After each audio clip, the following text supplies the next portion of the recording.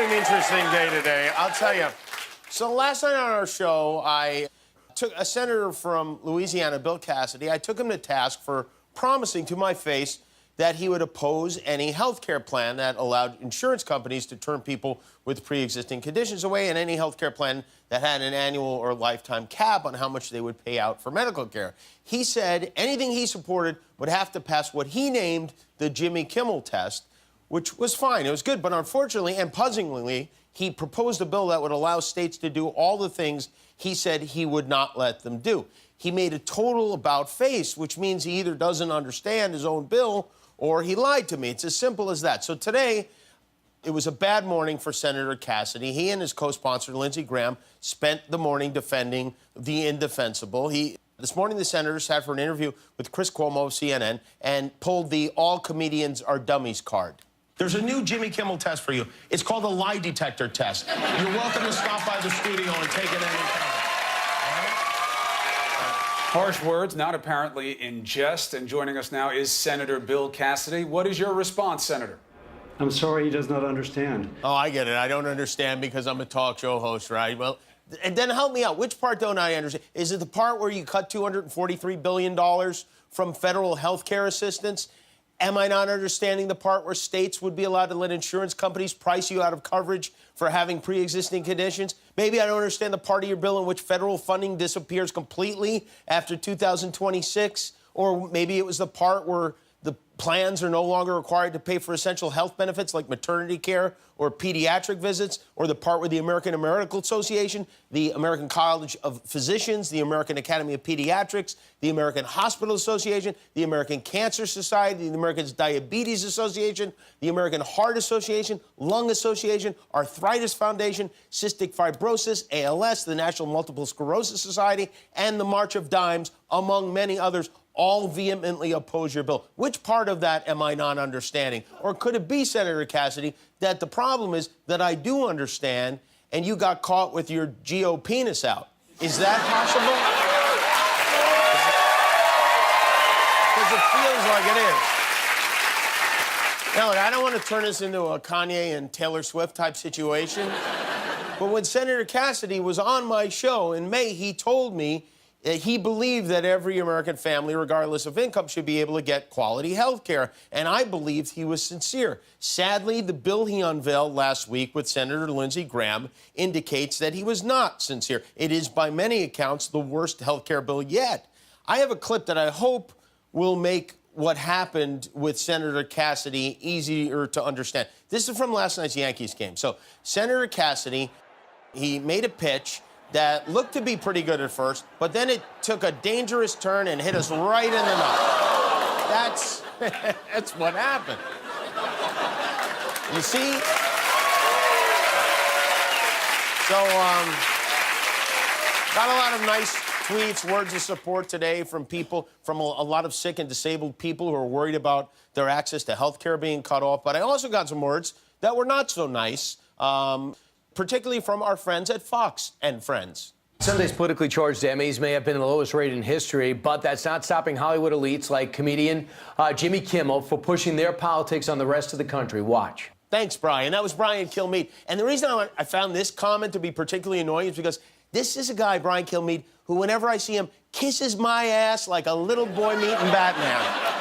Oh, he's such a fan. I think he's been to the show. He follows me on Twitter. He asked me to write a blurb for his book, which I did. He calls my agent looking for projects. He's dying to be a member of the Hollywood elite. The only reason he's not a member of the Hollywood elite is because nobody will hire him to be one. And, you know, the reason I'm talking about this is because my son had an open heart surgery and has to have 2 more. And because of that, I learned that there are kids with no insurance in the same situation. I don't get anything out of this, Brian, you phony little creep. Oh, I'll pound you when I see you. That is my blurb. That will be my blurb for your next book. Brian Kilmeade is a phony little creep. That's right. This is another good one. Guess who else weighed in with his opinion of me? Governor Christie, you come down on the Jimmy Kimmel side of the Cassidy Kimmel don't say that. smackdown. No. But you're opposed to the bill. No. I don't come down the Jimmy Kimmel side, Well, but I'm not in favor of the bill. Is to provide health care for people with pre-existing conditions. Listen, I'm not going to get into Jimmy Kimmel. He's not a serious person. I'm not as serious. I never got my head stuck in a bucket of fried chicken. Okay? Say, I'm not a serious person. Actually, you know what? In this case, Christie is allowed to make fun of me. From him, I deserve it. And to be completely honest, I did once get my head stuck in a bucket of fried chicken. I also got a scolding today from Senator Lindsey Graham, who's the co-sponsor of this terrible new health care bill. Senator Graham told reporters that what I said last night was garbage. He lashed out at me for not calling Senator Cassidy before I went on the air, I guess to give him a chance to lie to me again over the telephone. But I'm not going to attack Lindsey Graham for two reasons. Number one, he's one of the few Republicans who stands up to Donald Trump. And number two, Lindsey Graham happens to look a lot like my grandma Jane, who is now deceased. So I have a soft spot for him. I love you, Grandma Lindsay. I don't care what you say.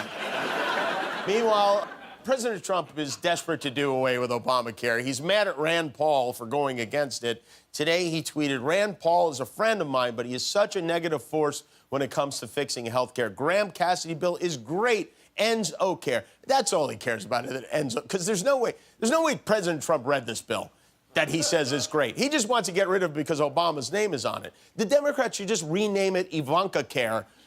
Guaranteed he gets on board. Can you imagine Donald Trump actually sitting down to read a health care bill? It's like trying to imagine a dog doing your taxes. It just doesn't compute, you know? But I don't necessarily blame him. I did more homework this week than all my years of college combined. This health care bill, it's confusing, especially for those people who aren't experts in the field. So to make it simpler, I wanted to take a moment to boil it down in a special edition of Barista Theater, okay? Here we are in a coffee shop, and this is my barista. Go right ahead. Hi there, what can I get you? I'd like a black coffee, please. Oh, sure thing. Your name? My name is Jimmy. J-I-M-M-Y. All righty.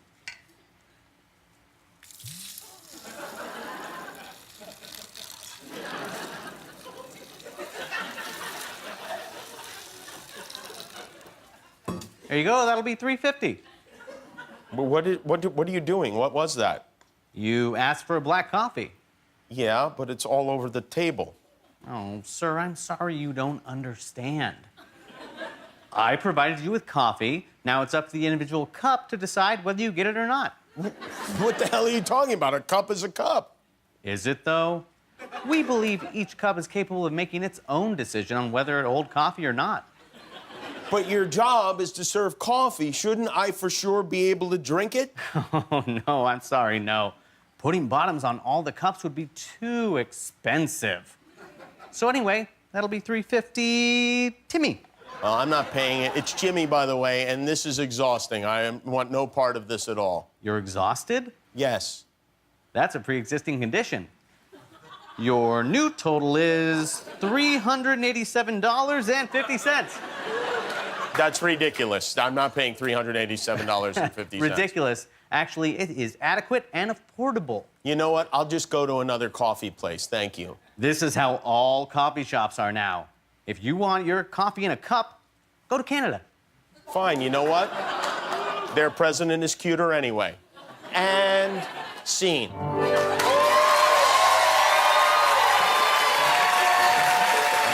you go.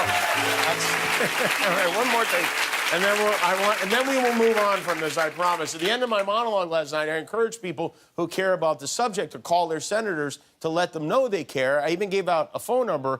Now, this video of the monologue has millions and millions of views. It was all over the news. A lot of people have seen it and shared it. But the New York Times today contacted the office of Susan Collins, who's one of the key senators on this, and they claimed at her office that the call volume she got is the same as usual. Now, if that is true, this is why things like this keep happening, because we don't do anything about them. So please stop texting for 5 seconds and make a phone call, especially call these senators. These are their numbers right there on the screen. If you live in one of these states, Call them. It really does make a difference. And who knows, maybe you'll meet somebody over the phone and fall in love. You don't know what's going to happen, all right? Okay.